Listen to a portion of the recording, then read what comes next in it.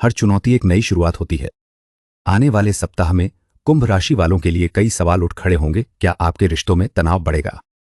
क्या वित्तीय मामलों को संभालने में मुश्किलें आएंगी?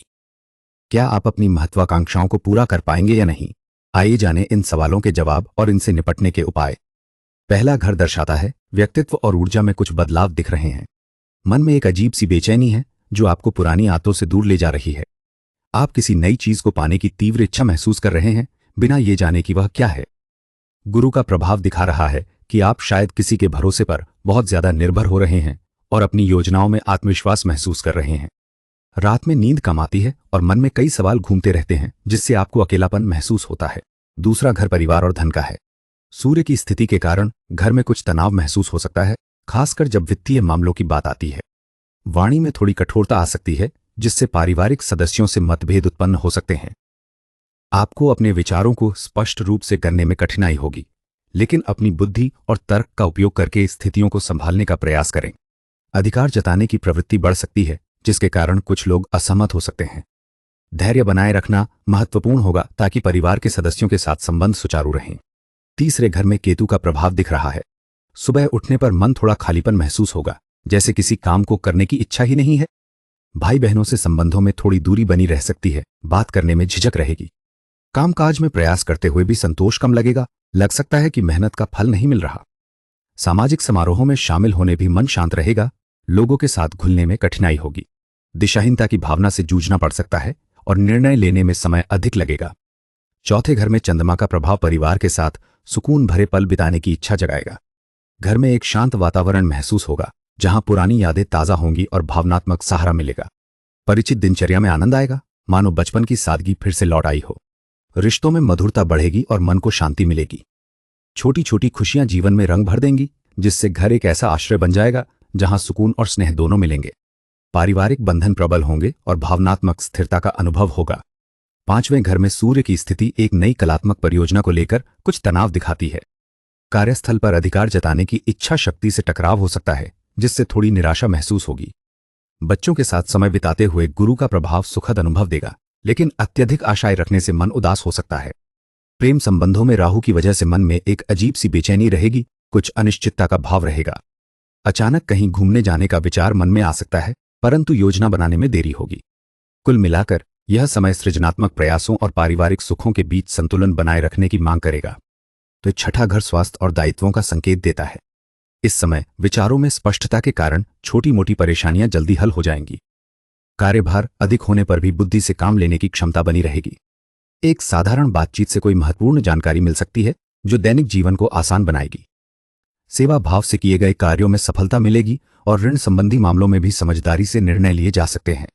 कामकाज के दौरान छोटे छोटे मुद्दों का समाधान कुशलतापूर्वक होगा, जिससे राहत महसूस होगी। सातवें घर में केतु और राहु का प्रभाव रिश्तों को लेकर कुछ उलझने पैदा कर सकता है। आप महसूस करेंगे कि सामाजिकत्वों से दूरी बढ़ रही है, लोगों के साथ जुड़ने में मुश्किल हो रही है।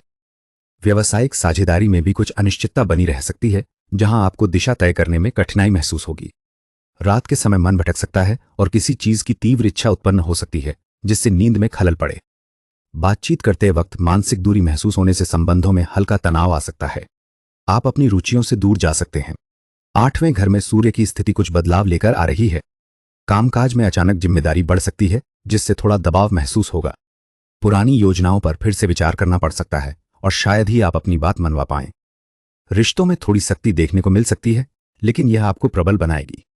परिवार के सदस्यों के साथ संवाद करते समय सावधानी बरतें, क्योंकि गलतफहमी हो सकती है। कुल मिलाकर यह समय आपको धैर्य रखने और परिस्थितियों को समझने की सलाह देता है, ताकि आगे बढ़ने का रास्ता साफ हो सके। नौवें घर में गुरु का प्रभाव दिख रहा है। आपके मन में उच्च शिक्षा प्राप्त करने की तीव्र इच्छा होगी, पर कुछ बाधाएं आपको रोक सकती हैं। आप किसी के भरोसे पर बहुत अधिक निर्भर रहेंगे, जिससे निराशा हाथ आ सकती है। राहु के कारण देर रात तक आप अनिश्चित चीजों को लेकर चिंतित रहेंगे और कुछ काम टालते रहेंगे। दूर यात्रा का विचार मन में आएगा, लेकिन सही समय आने का इंतजार करते हुए आप देरी कर सकते हैं।